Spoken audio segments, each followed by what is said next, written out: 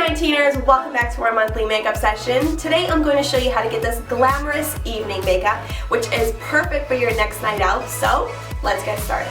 To start this look, I already applied my foundation and brows so that we're ready to go. I'm using an eyeshadow primer on the lids and rubbing that in with my finger to prepare for shadow. And this is actually going to keep the shadows from creasing and stay on all night.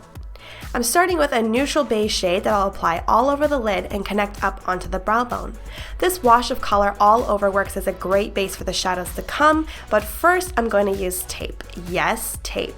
Adding a small piece of tape to the edge of your eye is going to allow you to create really clean-cut edges for your eyeshadow. Then I'm taking a light brown shadow, just a few shades darker than my skin tone, and going to start placing the color on the outer edge of the eye. You can place your brush right on top of the tape and start making inward strokes, but focusing the color to the outer edge. Then taking a darker brown, I'm going to go over top of what I just did and concentrate the color again to just the outer edges of the eye. It helps if you visualize a V shape when placing the color on there. Then using my blending brush, I'm going to use that to blend all the colors together.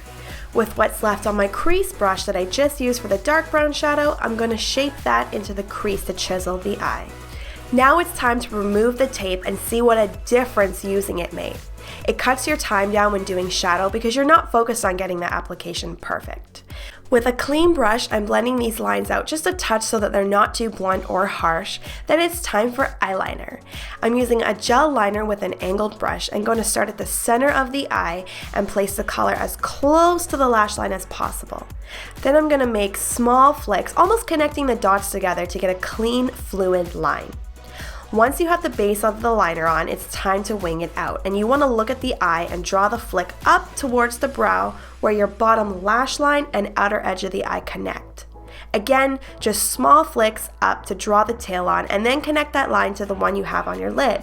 This is a very bold, dramatic wing, so take it easy and go slow to prevent any mishaps from happening because we all know how that can happen with liner. I like to use a liquid liner on top to get more precision and smooth out all of the lines, and then for this look I brought the liner into the inner tear duct for a little more drama and to elongate the eye. Then I applied a few coats of mascara to the top and bottom lashes before applying a pair of falsies, a must-have for any glamour look. The ones I'm using get longer towards the outer edge to accentuate the wing look we're going for, and this makes such a difference.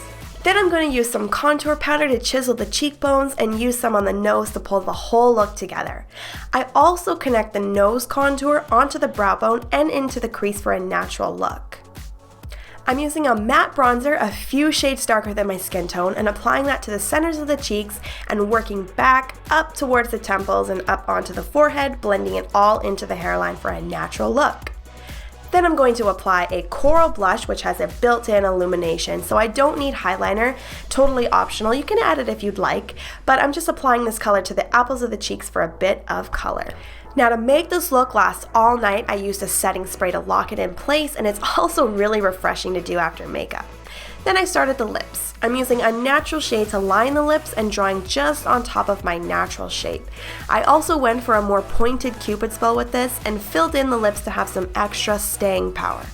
I chose a red lip to go with this classic makeup, and for a glam look, it's always safe to use a red lipstick. This is a matte one, and I'm applying the color slowly to have more precision. So that's it for this makeup look. I hope you guys enjoyed watching it. Remember to check back next month for a new makeup tutorial. And if you would like to see more in between, you can check out shop19.com. For more of these beauty looks, you can head over to my YouTube channel at youtube.com/Trina Duhra. Thanks so much for watching, and I'll catch you guys in the next video. Bye.